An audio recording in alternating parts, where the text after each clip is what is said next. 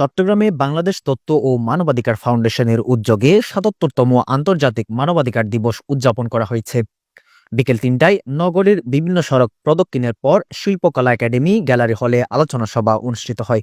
সবাই সভাপতিত্ব করেন বিভাগীয় কমিটির কার্যকরী সভাপতি আলহাজ লায়ন মোহাম্মদ আলমগীর।